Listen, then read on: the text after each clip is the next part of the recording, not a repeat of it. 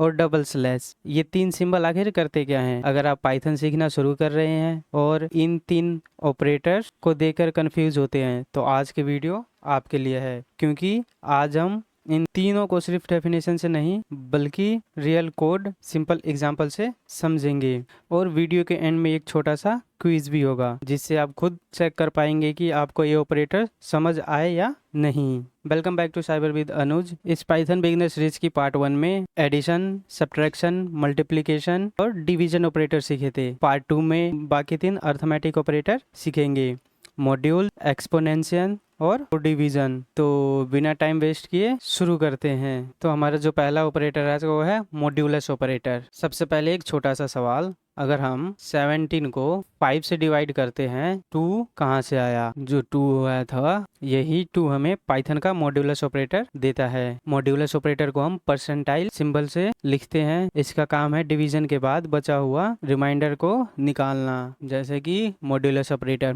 तो the modulus operator return the remainder after division. जो modulus operator है वो डिवीजन के बाद जो रिमाइंडर बचता है हमें वो रिटर्न करता है। चलिए देखते हैं 17 मॉड्यूल 5। अगर हमें इसका रिमाइंडर चेक करना हो तो कैसे करेंगे? प्रिंट, फिर लिखेंगे 17 मॉड्यूल 5 और फिर इसको सेव करके रन कर देंगे तो हमें इससे इसका रिमाइंडर पता चल जाएगा। रिमाइंडर 2 आया है। अगर हमें सिर्फ रिमाइंडर देखना हो तब हम मॉड्यूलस का यूज करेंगे। तो याद रखिए percentile equal to modulus operator. Modulus operator जो हमारा परसेंटाइल का सिंबल होता है उसे हम मॉड्यूलस ऑपरेटर कहते हैं। जैसे एक और क्वेश्चन देख लेते हैं। जैसे हमने बोला प्रिंट 10 मॉड्यूलस 3। अब इसको सेव करके रन करेंगे तो क्या रिमाइंडर बचा हमारा? 1। तो इसलिए हमारा 1 शो हो गया। तो सिंपल है, मॉड्यूलस जो है हमें सिर्फ रिमाइंडर रिटर्न करता है, बाकी का आंसर नहीं। एक और देखते हैं, जैसे हमारे पास है 20 मॉड्यूलस 5। इसको कैसे करेंगे? प्रिंट 20 मॉड्यूलस 5 सेव करके रन करेंगे तो पता चल जाएगा 0 आ गया। क्यों? क्योंकि जो 40 है वो 5 से कम्प्लीटली डिविजिबल है, कोई रिमाइंडर नहीं बचेगा, इसलिए हमें रिटर्न में रिमाइंडर 0 मिला है। ठीक, अब आपके लिए क्वेश्चन है 15 मॉड्यूलस 4 का आंसर क्या होगा? तो इसका आंसर होगा 3। कैसे? तो वो देख लेते हैं। प्रिंट फिर 15 मॉड्यूलस 4। अब हमें क्या करना है? सेव करके रन कर देंगे तो हमें 3 मिल गया रिमाइंडर। तो हमने देख लिया मॉड्यूलस का यूज और मॉड्यूलस क्या होता है। अब हम देखते हैं अपना नेक्स्ट ऑपरेटर। तो जो हमारे नेक्स्ट ऑपरेटर है वो है एक्सपोनेंशियल ऑपरेटर। तो जो एक्सपोनेंशियल ऑपरेटर है, एक्सपोनेंशियल ऑपरेटर का यूज क्यों करते हैं? The exponential operator is use to raise the number to a power. Exponential का मतलब है कि किसी नंबर को किसी पावर तक रेज करना। जैसे कि अगर मुझे 2 की पावर 5 लिखनी हो पाइथन में तो कैसे लिखेंगे? तो इसके लिए हम डबल एस्ट्रिक का यूज करेंगे। Double asterisk means asterisk asterisk और फिर 5 कर देंगे। इससे होगा क्या? जो हमारी 2 है उसकी पावर 5 हो जाएगी। 2 की पावर 5 का क्या मतलब है? जो हमारा 2 है वो 5 टाइम है। 2 वो 3 4 और 5। ठीक, तो इसका आंसर क्या होगा? 2 की पावर 5 इक्वल टू 32 हो जाएगा। ये तो हमने ऐसे लिख लिया। अगर हमें कोड के थ्रू लिखना होगा पाइथन में तो कैसे लिखेंगे? पहले देखते हैं। तो हमारा जो नेक्स्ट ऑपरेटर है वो है एक्सपोनेंशियल ऑपरेटर। एक्सपोनेंशियल ऑपरेटर का यूज हम कब करेंगे? जब हमें किसी नंबर की पावर रेज करनी हो। मतलब जैसे कि हमारे पास 2 है और 2 की पावर हमें रेज करनी है क्या? तो 5। कैसे करेंगे? Asterisk asterisk 5। अब सेम इसी को प्रिंट करा देंगे। अगर प्रिंट 2 एस्ट्रिक 5 तो इससे हमारा आंसर क्या आएगा? सेव करके रन कर लेते हैं। 32 आ गया। तो एक्सपोनेंशियल ऑपरेटर हमने देख लिया कि जब भी हमें किसी नंबर की पावर को रेज करनी हो एक्सपोनेंशियल ऑपरेटर का यूज करेंगे। एक और देख लेते हैं। जैसे अभी हमारे पास है 2, हमारे पास एक नंबर 2 है। 2 की पावर 3 कैसे करेंगे? तो उसके लिए क्या करेंगे हम? 2 की पावर 3 सिंपल ऐसे कर देंगे। अगर इसी का अब आंसर प्रिंट कराना हो तो क्या करेंगे? Print 2 asterisk 3। इससे हमारा आंसर भी हो जाएगा।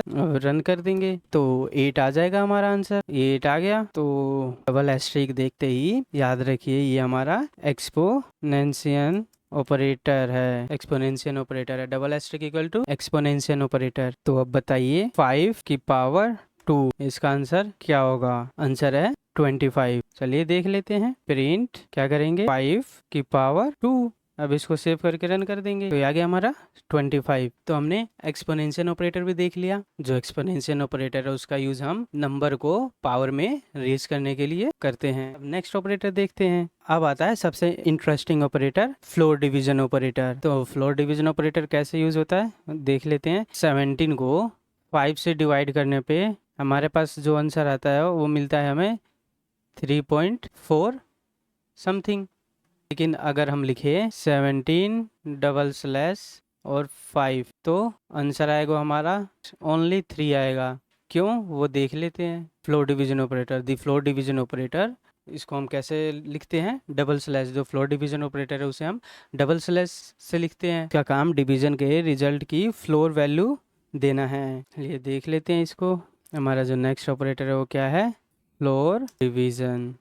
जैसे हम क्या करते हैं, 17 को करते हैं 5 से डिवाइड, 5 से डिवाइड करेंगे। अगर 17 को 5 से डिवाइड करेंगे तो पहले हम फ्लोर डिवीजन करके देखते हैं। 17 को 5 से डिवाइड करें विद फ्लोर डिवीजन से तो हमारा क्या आंसर आएगा, प्रिंट 70 फ्लोर डिवीजन 5। तो इसका आंसर देखते हैं क्या आता है। तो इसका आंसर हमें 3 आया है, ठीक। और अगर हम यहीं इसको नॉर्मल डिवीजन से अगर डिवाइड करें तो प्रिंट 17 डिविजिबल बाय 5, तब हमारा आंसर क्या आएगा, तब हमारा आंसर 3.4 आया है। और अगर हम फ्लोर डिवीजन यूज़ करते हैं, अब देखते हैं दोनों। तो हमने फ्लोर डिवीजन यूज़ किया तब तो हमारा आंसर सिर्फ 3 आया, लेकिन अगर हमने सिर्फ डिवीजन यूज़ किया तो हमारा आंसर 3.4 आया। तो मतलब कि अगर हमें डेसिमल में उस वैल्यू की हमें डेसिमल में रिजल्ट चाहिए तब तो हम नॉर्मल डिवीजन का यूज़ करेंगे, लेकिन अगर हमें डेसिमल में वैल्यू नहीं चाहिए तब हम फ्लोर डिवीजन का यूज़ करेंगे। जैसे एक और एग्जांपल देख लेते हैं। अब जो हमारा है 20 फ्लोर डिवीजन 6, हमें जो 20 है उसे 6 से डिवाइड करना है with the help of floor division. तो कैसे करेंगे, 20 फ्लोर डिवीजन 6। तो हमने फ्लोर डिवीजन का यूज़ किया है तो इसमें हमें जो आंसर रिटर्न होगा वो डेसिमल में तो होगा नहीं, कंप्लीट नंबर होगा। तो सेव करके रन कर लेते हैं। 3 आ गया हमारा। 20 नॉर्मल डिवीजन से डिवाइड करते हैं तो हमारा आंसर पॉइंट में आएगा। आगे हमारा पॉइंट में आंसर आ गया 3.33। लेकिन एक बात ध्यान रखिए, फ्लोर डिवीजन का मतलब सिर्फ डेसिमल हटाना नहीं, ये रिजल्ट की फ्लोर वैल्यू देता है। नेगेटिव नंबर में इसका बिहेवियर थोड़ा अलग हो सकता है। इसको कर देते हैं कमेंट। तो हमने फ्लोर डिवीजन ऑपरेटर भी देख लिया। बात सिंपल है, अगर हमें डेसिमल में वैल्यू चाहिए, जो हमारी वैल्यू है और उसका आंसर अगर हमें डेसिमल में चाहिए तब तो हम नॉर्मल डिवीजन का यूज़ करेंगे, यानी सिंगल स्लैश का। अगर उसी का आंसर हमें डेसिमल में नहीं चाहिए, जो हमारी वैल्यू है उसका आंसर हमें डेसिमल में नहीं चाहिए, एक बार हम पहले रिवीजन कर लेते हैं। हमने अभी हमारे तीनों ऑपरेटर कौन कौन से सीखे हैं।